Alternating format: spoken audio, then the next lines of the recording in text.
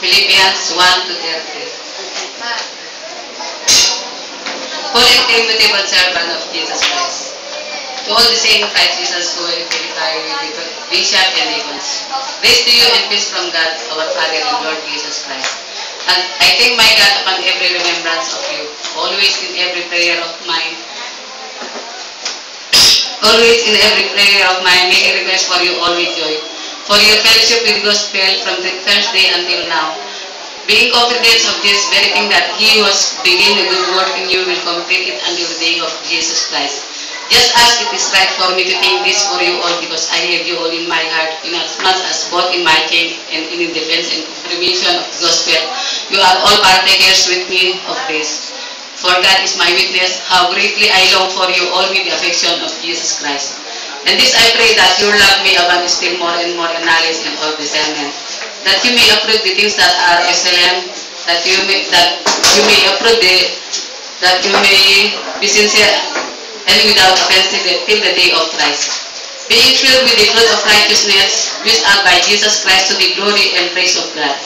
But I want you to know, my brethren, that the things which happened to me have actually turned out for the furtherance of the gospel, so that it has become evident to the whole palace guard and to all the rest that my chain are in Christ.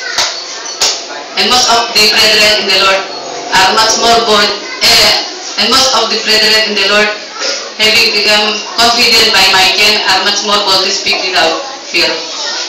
Some indeed preach Christ, even from envy and strife. Some are goodwill, and some also are from goodwill. The former preach Christ from selfish ambition, not sincerely supposing to add affliction to my king, but the latter out of love, knowing that I am appointed for the defense of the gospel. But then only in any way, whether in pretend or in truth, Christ is preached. So in this I rejoice, yes, I will rejoice. For I know that this will turn out for the deliverance through your prayer and the supply of the Spirit of Jesus Christ, according to my earnest expectation and hope, that in nothing I shall be ashamed, but with all boldness and hope, I shall be ashamed, but with all boldness and hope, Christ will be magnified in my body, whether by life or by death. For to you, to live is Christ and to die is gain. But if I live in the flesh, this will mean fruit from my labor. Yet, what shall I choose, I cannot tell. For I am hard pressed between the two, which is far better, and for I am hard pressed between the two, which is far better, and being Christ,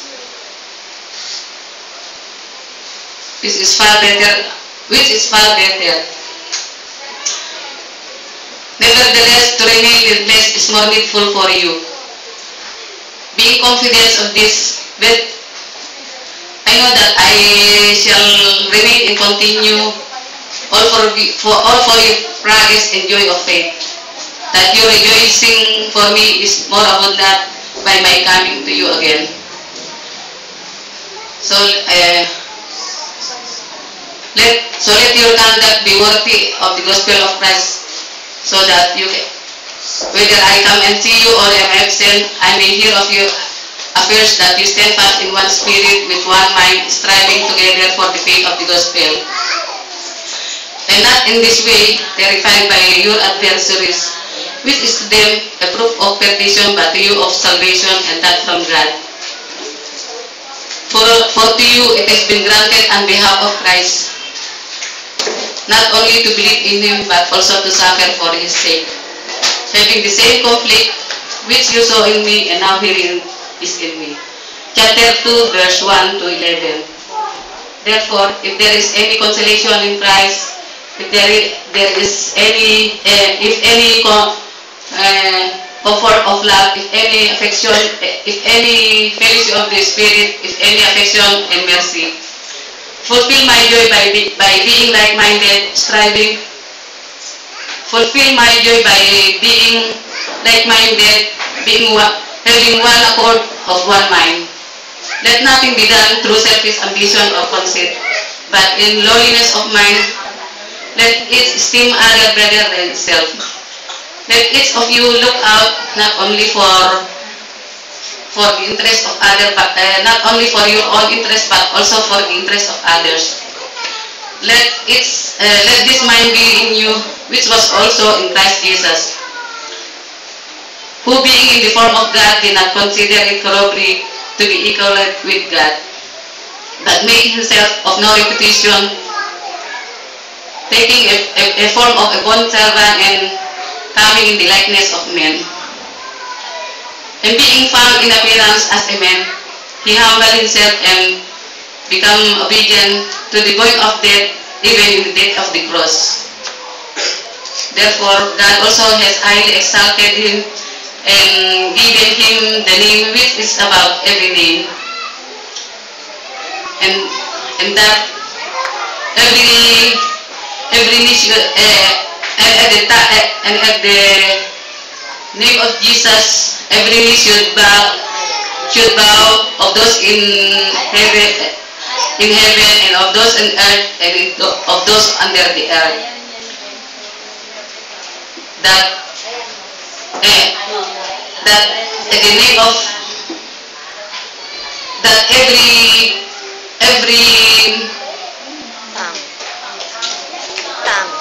every tongue should confess that Jesus Christ is Lord, to the glory of God the Father.